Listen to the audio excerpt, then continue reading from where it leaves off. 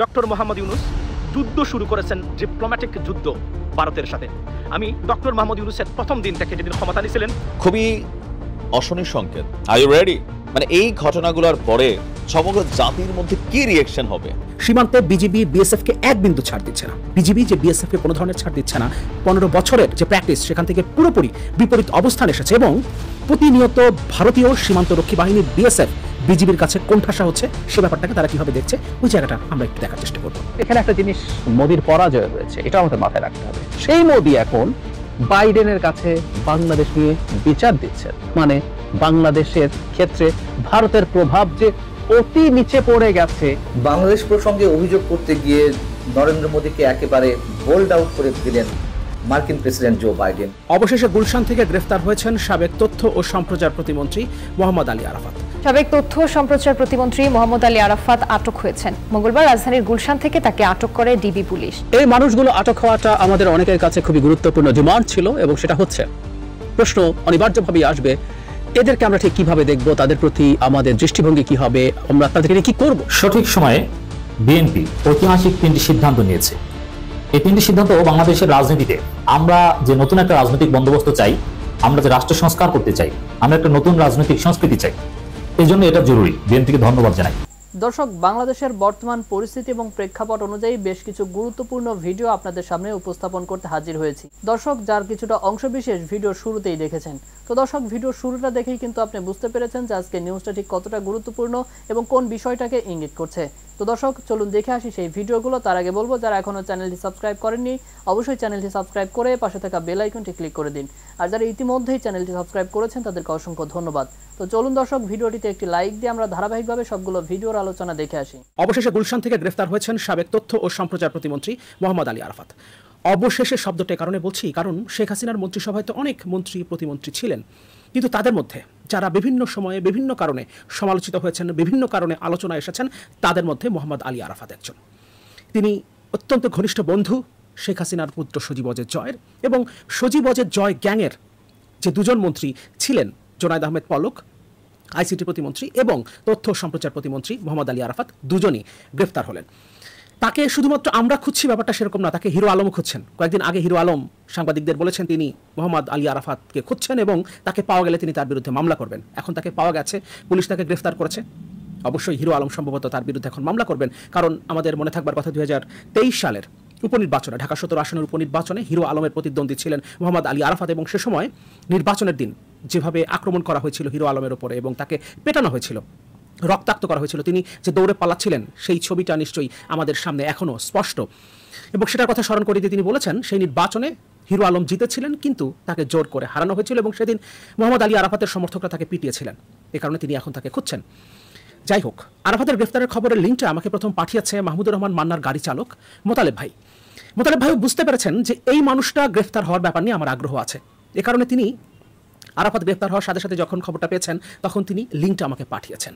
এরকম আমার মতো নিশ্চয়ই আমাদের অনেকেরই আগ্রহ ছিল আরাফাত কোথায় আছে, আরাফাত পালিয়ে যেতে পেরেছে কিনা, দেশ থেকে পালিয়ে যেতে পেরেছে কিনা, কিংবা তিনি কবে গ্রেফতার হন। এবং এতদিন পরে এসে তিনি গ্রেফতার হলেন। তবে 14ই আগস্টের পর থেকে সামাজিক যোগাযোগ মাধ্যমে একটা খবর ছড়িয়ে পড়েছিল তিনি ফ্রান্সের দূতাবাসে আশ্রয় নিয়েছেন। তবে ফ্রান্স দূতাবাসের পক্ষ থেকে সাথে সাথে বিষয়টি নাকচ করা হয় এবং তারা জানিয়েছিল মোহাম্মদ আলী আরাফাতকে তারা আশ্রয় দেয়নি। এই লোকের অপকর্মের তো শেষ নেই। আওয়ামী লীগের যে প্রোপাগান্ডা মেশিন কাজ করত সেটা মূলত নিয়ন্ত্রণ করতেন মোহাম্মদ আলী আরাফাত, এবং শেখ হাসিনার পুত্র সজীব ওয়াজেদ জয়ের অত্যন্ত ঘনিষ্ঠ বন্ধু হিসেবে পরিচিত হওয়ায় তাকে নিয়ে কখনো কোথাও কোনো প্রশ্ন উত্থাপিত হতো না এবং তিনি যাচ্ছে তাই করতে পারতেন। জোনায়েদ আহমেদ পলক এবং মোহাম্মদ আলী আরাফাত, এই দুজন সজীব ওয়াজেদ জয়ের বন্ধু হিসেবে এই দেশ থেকে হাজার হাজার কোটি টাকা বিদেশে পাচার করেছে, এবং সম্ভবত সজীব ওয়াজেদ জয়ের অ্যাকাউন্টগুলোতে যে টাকাগুলো চলে গেছে বিদেশে পাচার হয়েছে সেটাও এই দুজনে নিয়ন্ত্রণ করতেন। ফলে এখন মোহাম্মদ আলী আরাফাতকে রিমান্ডে নেবার পর হয়তো অনেক তথ্যই আমাদের সামনে আসবে, তবে আমরা এখনও জানি না তাকে কোন মামলায় গ্রেফতার করা হয়েছে। আর একটা কথা বলে রাখি, হত্যা মামলায় গ্রেফতার দেখানো হয়েছে, এই দেখানো শব্দটা আমরা চাই না, আমরা চাই স্পেসিফিক কারো অপরাধ, সেই অপরাধের উপরে মামলা হবে এবং সেখানে তাকে গ্রেফতার করা হবে এবং তাকে রিমান্ডে নিয়ে জিজ্ঞাসাবাদ করা যদি প্রয়োজন হয় তাহলে জিজ্ঞাসাবাদ করা হবে। ঢালাওভাবে রিমান্ড চাওয়ার সাথে সাথে রিমান্ড দিয়ে দেওয়া, সেটাও আমরা সমর্থন করি না। বিচার বিভাগকে সত্যিকার অর্থেই স্বাধীনভাবে কাজ করার সুযোগ দিতে হবে, সেটা লোয়ার কোর্ট হোক কিংবা হায়ার কোর্ট, দুই জায়গাতেই এই সুযোগটা থাকতে হবে, না হলে আইনের শাসন প্রতিষ্ঠা হবে না। এবং সবচেয়ে বড় কথা হলো, এই কথাগুলো আমরা যখন বলছি তখন অনেক সময় দেখি মানুষ এক ধরনের নেগেটিভ প্রতিক্রিয়া দেখান, কিন্তু এখানে বিষয় হচ্ছে এই মানুষগুলোকে যারা এত এত অপরাধ করেছে, যাদের অপরাধের কোনো শেষ নেই, তাদেরকে যদি আপনি স্পেসিফিক তাদের অপরাধের জন্য গ্রেফতার করতে না পারেন, সেই মামলায় যদি আপনি তার সাজা নিশ্চিত করতে না পারেন, তাহলে তারা বিভিন্ন ফাঁকফোকর দিয়ে বেরিয়ে যাবে। কারণ যেটা যার অপরাধ না, সেখানে আপনি তাকে গ্রেফতার দেখালেন, কিন্তু আপনি সেটা প্রমাণ করতে পারবেন না। আর আপনি যদি জোর করে প্রমাণ করতে যান, তাহলে তো সেই আগের মতোই আওয়ামী লীগের শাসন আমলে যে অবস্থাটা ছিল, সেই অবস্থাতে আমরা আবার ফিরে আসবো। দেশে আইনের শাসন প্রতিষ্ঠিত হবে না এবং বিচার বিভাগকে আমরা স্বাধীন বলতে পারবো না। আন্তর্জাতিক বিশ্বে আবারও প্রশ্নের সম্মুখীন হতে হবে এই সরকারকে, কিংবা এরপরে যে সরকারই আসুক না কেন। কিন্তু আমরা সেটা চাই না। আমরা শেখ হাসিনার 15 বছরের দুঃশাসনে ফিরে যেতে চাই না, এবং সেটার ছিটে ফোটাও আমাদের নতুন বাংলাদেশে আমরা চাই না। এ কারণেই তাদের সত্যিকারের যে অভিযোগ তাদের বিরুদ্ধে, সেই অভিযোগে তাদেরকে অভিযুক্ত করে সেই মামলায় তাদেরকে গ্রেফতার করতে হবে এবং তারপর তাদের বিচারটা এগিয়ে নিয়ে যেতে হবে। মূল বিষয় হলো মোহাম্মদ আলী আরাফাতকে রিমান্ডে নিলে এবং তাকে যদি সঠিকভাবে জিজ্ঞাসাবাদ করা হয়, তাহলে হয়তোবা খুব সম্ভব শেখ হাসিনা পুত্র সজীব ওয়াজেদ জয়ের অনেক অপকর্মের তথ্য বেরিয়ে আসবে। এবং সেক্ষেত্রে জোনায়েদ আহমেদ পলক এবং মোহাম্মদ আলী আরাফাতকে যদি সামনাসামনি জিজ্ঞাসাবাদ করা হয়, তাহলে হয়তোবা তাদের দুজনেরও নানান অপকর্ম চলে আসবে তাদের কথার মধ্য দিয়ে। বাংলাদেশ প্রসঙ্গে অভিযোগ করতে গিয়ে নরেন্দ্র মোদীকে একেবারে বোল্ড আউট করে দিলেন মার্কিন প্রেসিডেন্ট জো বাইডেন, এমনটা আমরা বলতেই পারি। তার কারণ আমরা জানি যে সোমবার নরেন্দ্র মোদী এবং জো বাইডেনের মধ্যে একটি ফোন আলাপ হয়েছে। সেই আলাপের মাঝে নরেন্দ্র মোদী নিজে বাংলাদেশ প্রসঙ্গটি এনেছিলেন, বাংলাদেশের বিষয়ে অভিযোগ করেছেন, এটি আপনারা সবাই জেনেছেন। তা নিয়ে নরেন্দ্র মোদী নিজে যেমন এত আন্তর্জাতিক নানান বিষয় আলোচনার পরেও বাংলাদেশ প্রসঙ্গ নিয়ে তিনি নিজে তার এক্স হ্যান্ডেলে টুইট করেছেন। একই সঙ্গে ভারতের বিভিন্ন গণমাধ্যমে এ নিয়ে ঝড় বইছে, বাংলাদেশেও বিভিন্ন গণমাধ্যমে এ নিয়ে নানান ধরনের বিশ্লেষণ আলোচনা চলছে। ভারতের প্রতিটি গণমাধ্যম, প্রভাবশালী থেকে শুরু করে একেবারে ছোটখাটো সব গণমাধ্যমে বেশ ফলাও করে লিড আকারে প্রচার হয়েছে বাংলাদেশ প্রসঙ্গে নরেন্দ্র মোদী এবং মার্কিন প্রেসিডেন্ট জো বাইডেনের মধ্যে আলোচনার বিষয়টি। কিন্তু হোয়াইট হাউস থেকে যে বিবৃতিটি প্রচার করা হয়েছে এই ফোন আলাপকে কেন্দ্র করে, সেখানে বাংলাদেশ বিষয়ে ন্যূনতম কোনো কথাবার্তা নেই, ন্যূনতম কোনো ইঙ্গিত নেই যে এ ধরনের কোনো আলোচনা হয়েছে। তাহলে কি আলোচনা হয়নি? অবশ্যই আলোচনা হয়েছে, তবে বিশেষ কারণে খুব স্বাভাবিকভাবেই এই বিষয়টি একেবারে উড়িয়ে দিয়েছে নরেন্দ্র মোদী যে বিষয়ে অভিযোগ করেছে। আমার কি বিষয়ে অভিযোগ করেছিল আপনারা জানেন, এর আগে আমি নিজেও বলেছি, অনেকেই বলেছেন যে বাংলাদেশে সংখ্যালঘু নির্যাতন হচ্ছে এবং পাশাপাশি বাংলাদেশে যে আইন শৃঙ্খলার বর্তমান পরিস্থিতি তা খুব স্বাভাবিক হয়ে উঠবে দ্রুতই। এই বিষয়ে আশাবাদ ব্যক্ত করা হয়েছে নরেন্দ্র মোদীর পক্ষ থেকে। তিনি তার দৃষ্টি আকর্ষণ করতে চেয়েছেন বাংলাদেশ অস্থিতিশীল হয়ে উঠছে বা কেউ বা কারা ষড়যন্ত্র করছে শেখ হাসিনা সরকার নিয়ে, ইত্যাদি ইত্যাদি নানান ধরনের ইঙ্গিত থাকতে পারে। কিন্তু হোয়াইট হাউসে কেন এর কিছুই উল্লেখ করা হলো না? কারণ তো নিশ্চয়ই আছে, আমার ব্যাখ্যাটি আমি পরে জানাচ্ছি। হোয়াইট হাউসের যে বিবৃতি, সেখানে যদি বলা হচ্ছে তাতে তো আমরা হুবহু তুলে ধরি, তা হচ্ছে এমন: প্রেসিডেন্ট জো বাইডেন আজ ভারতের প্রধানমন্ত্রী নরেন্দ্র মোদীর সাথে কথা বলেছেন। মোদীর সাম্প্রতিক পোল্যান্ড এবং ইউক্রেন সফরের পাশাপাশি আগামী সেপ্টেম্বরে জাতিসংঘের সাধারণ পরিষদের বৈঠক নিয়ে আলোচনা হয়েছে। পোল্যান্ড এবং ইউক্রেনের তার ঐতিহাসিক সফর ও জ্বালানি সেক্টর সহ ইউক্রেনের জন্য শান্তি ও চলমান মানবিক সহায়তার বার্তা দেওয়ায় প্রেসিডেন্ট বাইডেন মোদীর প্রশংসা করেছেন। আর কি বলা হচ্ছে? বলা হয়েছে নেতৃবৃন্দ জাতিসংঘ সনদের ভিত্তিতে আন্তর্জাতিক আইন অনুযায়ী সংঘাতের শান্তিপূর্ণ সমাধানের জন্য তাদের অব্যাহত সমর্থনের প্রতিশ্রুতি দেন। এছাড়া উভয় নেতা ইন্দো প্যাসিফিক অঞ্চলে শান্তি ও সমৃদ্ধিতে অবদান রাখতে কোয়াডের মতো আঞ্চলিক গোষ্ঠীর মাধ্যমে একসাথে কাজ করার জন্য তাদের অব্যাহত প্রতিশ্রুতির উপর জোর দিয়েছেন। এখন বিষয় হচ্ছে, কেন বাংলাদেশ প্রসঙ্গে ন্যূনতম কোনো শব্দ হোয়াইট হাউসের বিবৃতিতে উঠে এলো না? খুব স্বাভাবিক। তার কারণ হচ্ছে, যদি প্রথমে বলছিলাম যে একেবারে কোনো পাত্তাই দেয়নি, যেটি বলেছেন সংখ্যালঘু নির্যাতনের বিষয়টি, সেটি যে একেবারে অপপ্রচার তা আন্তর্জাতিক বিভিন্ন গণমাধ্যমে উঠে এসেছে। এটি নিয়ে তো মার্কিন প্রশাসনও নিশ্চয়ই কাজ করছে। জাতিসংঘের যে বিশেষ দল এসেছে ছাত্র আন্দোলনকে কেন্দ্র করে বা গণঅভ্যুত্থান কেন্দ্র করে যারা নিহত হয়েছেন তাদের বিষয় তদন্তের জন্য বাংলাদেশ সরকারকে, অন্তর্বর্তীকালীন সরকারের সহযোগিতার জন্য এসেছে। কিন্তু কোথাও সংখ্যালঘু নির্যাতনের বিষয়টি অন্য আর কোনো গণমাধ্যমে উঠে আসেনি, যেটি ভারতের বিভিন্ন গণমাধ্যম সহ সামাজিক যোগাযোগ মাধ্যমে অপপ্রচার চলছিল। অতএব সে বিষয়টি হোয়াইট হাউস তার বিবৃতিতে আনার প্রয়োজন মনে করেনি। আর সবচেয়ে বড় যে কারণ, যে কেন ভারতের এই কথায় এই মুহূর্তে যুক্তরাষ্ট্র সাড়া দেবে, গুরুত্ব দেবে, দেওয়ার কোনো কারণ নেই। নরেন্দ্র মোদী বিশেষ উদ্দেশ্যে কথাগুলো বলেছেন। বাইডেনের মতন বিচক্ষণ রাজনীতিবিদদের তো এটি বুঝতে সমস্যা হয় না। তারা যে বার্তাটি দিয়েছিল 7 জানুয়ারি নির্বাচনের আগে, যে আওয়ামী লীগ না থাকলে এই অঞ্চলে স্থিতিশীলতা নষ্ট হবে এবং যে কোনো মূল্যে হাসিনার সরকারকে প্রয়োজন, এগুলো তো সব জানে বাইডেন প্রশাসন। সেই কথাগুলো শেখ হাসিনা পালিয়ে যাওয়ার পরে ভারত যে একেবারে কোণঠাসা হয়ে পড়েছে, এই অঞ্চলে দক্ষিণ এশিয়ার বিভিন্ন দেশ তার একে একে কবজার বাইরে চলে যাচ্ছে, সর্বশেষ ছিল বাংলাদেশ, সেটিও ভারতের নিয়ন্ত্রণের বাইরে চলে গেছে। এই হিসাব নিকাশ কি যুক্তরাষ্ট্রের নেই?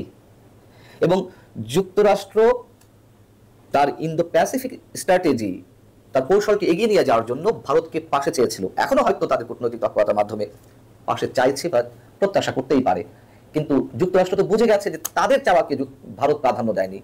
এবং নির্বাচনকে কেন্দ্র করে যুক্তরাষ্ট্র যেমনটা চাইছিল সেটি তো আমরা সবাই জানি, তার তুমুল বিরোধিতা করেছিল ভারত। এখন ভারত আবার কি চাইছে, শেখ হাসিনাকে ফিরিয়ে আনতে বা আওয়ামী লীগকে ফিরিয়ে আনতে কি উদ্দেশ্যে তারা এই তৎপরতাগুলো চালাচ্ছে, এগুলো তো তাদের খুব ভালো জানাই আছে। যেখানে নরেন্দ্র মোদী এতটা গুরুত্ব দিয়ে তার দেশ এবং তিনি নিজে প্রচার করলেন, একেবারে ভুলে গেলেন জো বাইডেন, ভুলে গেল হোয়াইট হাউস। ভুলে তো যায়নি, তারা পাশ কাটিয়ে যাচ্ছে খুব স্বাভাবিক, সহজ এবং গভীর দৃষ্টিভঙ্গি থেকে। সহজ বলছি যে আমরা এগুলো সহজে বুঝতে পারি।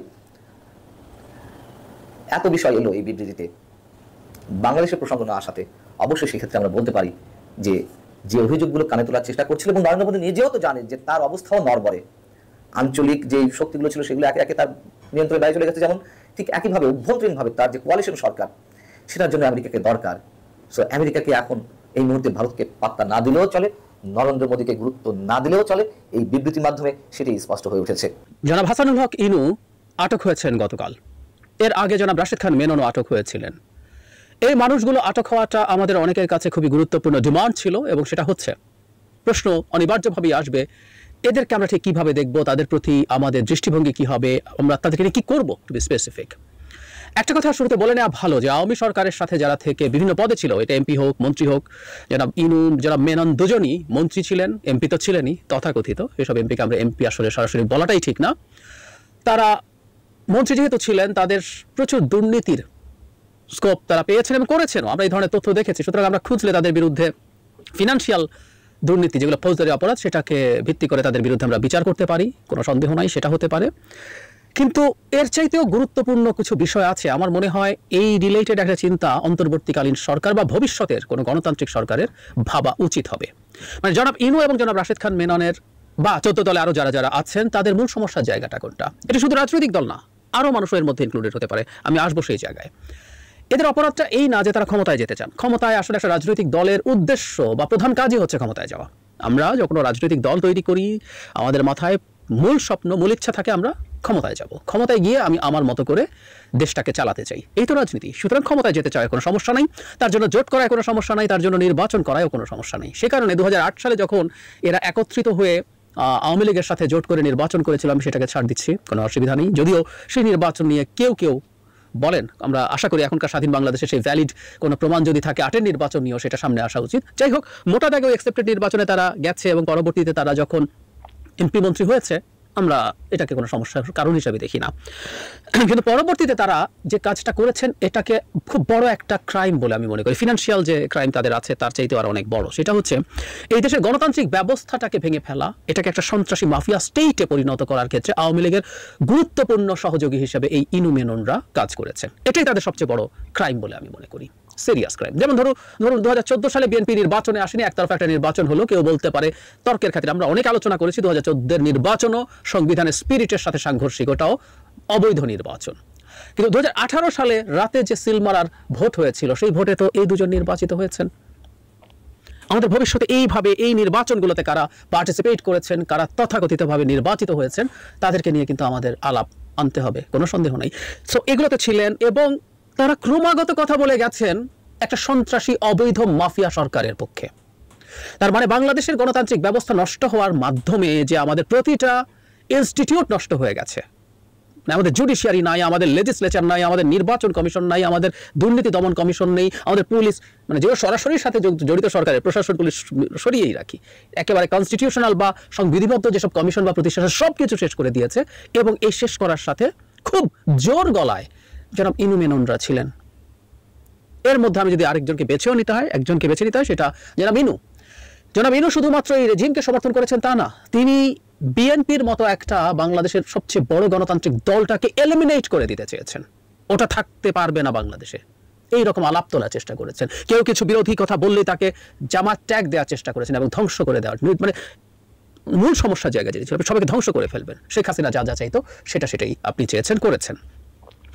আমি এটা নিয়ে হয়তো বিশদভাবে কথা বলবো, কিন্তু আজকে একটু ইঙ্গিত দিয়ে রাখা দরকার, সেটা হলো আমাদের একটা নতুন আইন হওয়া দরকার আছে কিনা, যেটার মাধ্যমে আমরা আসলে এই অপরাধগুলোর বিচার করব, যেখানে আপনি আসলে একটা মাফিয়াকে কোলাবোরেট করেছেন। মানে আওয়ামী সরকারের পক্ষে থাকা মানে কোনো একটা সরকারের পক্ষে থেকে গণতান্ত্রিক কথা বলা না। সুতরাং যে তথাকথিত সুশীল তাদেরকে ডিফেন্ড করে কথা বলেছে, যে সাংবাদিক, আমরা সাংবাদিক নামে বহু মানুষজনকে আমাদের চারপাশে দেখেছি যাদের কাজই ছিল এই সন্ত্রাসী, এই অপরাধী, এই ক্রিমিনাল মাফিয়াদের পক্ষে দাঁড়িয়ে কথা বলা। এই রকম মানুষের বিচার যেখানে করা যেতে পারে কোলাবোরেটর হিসাবে, মাফিয়ার কোলাবোরেটর এভাবে হতে পারে। আর ইনুমেনন্না তো সরাসরি সেই জায়গাতে ছিলেন, এমনকি যারা কোলাবোরেট করেছেন। যদি বাংলাদেশে গণতান্ত্রিক ব্যবস্থা থাকতো, আওয়ামী লীগ যদি ক্ষমতায় থাকতো, গণতান্ত্রিকভাবে তার পক্ষে দাঁড়িয়ে কেউ যদি ব্যাটিং করতে চাইতো, তাকে নিয়ে আমরা সমালোচনা করতাম। তার খারাপ কাজকেও যদি তারা লেজিটিমাইজ করতে চাইতো, সেটাকে আমরা সমালোচনা করতাম, সেটাকে আমরা বয়ান দিয়েই কমব্যাট করার চেষ্টা করতাম। কিন্তু এই মাফিয়াকে ক্ষমতায় থাকার জন্য, মাফিয়াকে ক্ষমতায় রাখার জন্য যারা এভাবে কাজ করেছে, এগুলোকে ক্রিমিনাল অফেন্স হিসেবে দেখার অবকাশ নিশ্চয়ই আছে। আমাদের এই মুহূর্তে আমার জানা মতে এরকম কোনো আইন নাই। এরকম একটা আইন হওয়া দরকার। যারা যারা কাজ করেছেন, 18 সালে যারা রাতের ভোট করিয়েছেন, সেসব ডিসিএসপি বা অন্যান্য পজিশনে যারা কাজ করেছে, তাদের বিচার হবে না? এই প্রত্যেকটা এই রকম একটা গণতান্ত্রিক ব্যবস্থা ধ্বংস করে ফেলার জন্য ঠিক এভাবে বিচারের ক্ষেত্রে বা অন্যান্য ক্ষেত্রে আমাদের যেসব বিচারক বা অন্যান্যরা যারা যা যা করেছেন, সেরকম একটা কিছু করা দরকার হবে বলে আমার মনে হয়। বিস্তারিত এটা নিয়ে কথা বলবো, কারণ এই মানুষগুলোকে যদি আমরা শুধুমাত্র মত প্রকাশ বা এরকম কথার ক্ষেত্রে ছেড়ে দেই, সেটা অন্যায় হয়। আর জানাব ইনুমেনন্দের তো বিচার আসলে হওয়া উচিত জরুরি ভিত্তিতে, কারণ তারা স্পষ্টভাবে একটা মাফিয়া সরকারের অংশ হয়েছেন, ক্ষমতায় থেকেছেন, ক্ষমতার স্বাদ নিয়েছেন এবং ক্ষমতায় রাখার জন্য সমানে চেঁচামেচি করেছেন, অন্যদেরকে ধ্বংস করার চেষ্টা করছেন। এগুলো প্রত্যেকটা অন্যান্য করাপশনের চেয়ে আরো অনেক বেশি ভয়ঙ্কর অপরাধ। দর্শক, আমি আশা করছি আজকের নিউজটা আপনি খুবই মনোযোগ দিয়ে দেখেছেন। সেই সাথে দর্শক, এই ভিডিওগুলো সম্পর্কিত যদি কোনো তথ্য বা মতামত থাকে তাহলে অবশ্যই কমেন্ট করে জানাবেন। এতক্ষণ সাথে থাকার জন্য ধন্যবাদ। নিউজটি শেষ করছি এখানেই, ফিরছি আগামী ভিডিওতে নতুন কোনো টপিক নিয়ে। আল্লাহ হাফেজ।